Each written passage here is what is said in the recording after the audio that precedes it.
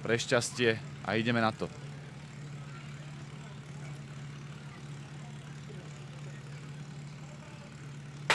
A kamenná poruba muži už je na trati oštartovali bez problémov. Košíček nakrútený, základne vyprataná, keď toto vyzerá byť celkom pekne voda do stroja, okamžite bez nejakého zdržovania, odpúšťania vody, len aby tam nebol vzduch a chalani vpredu zakľaknutí, dokonca čakali na vodu.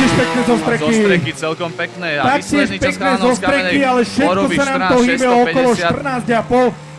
Vyzeral ten útok relatívne rýchlejšie ako útok chalanov z Milochova, ale zdanie veľakrát môže klamať. Na ľavej strane bol rýchlejší a ten má hodnotu 14.264. Stačí aktuálne na druhé miesto v celkovom poradí. Hneď za chalanmi DHZ Milochov. Takže kamenná poruba, veľmi pekný pokus. Vidíte, že absolútne vyrovnaná súťaž. Vyzeral ten pokus celkom rýchly, ale tá voda asi nebola úplne 13-ková, lebo bolo vidno, že tí prúdári, aj keď síce radi rýchlo kopcom veľmi príjemná, čakali dosť dlho na tú vodu.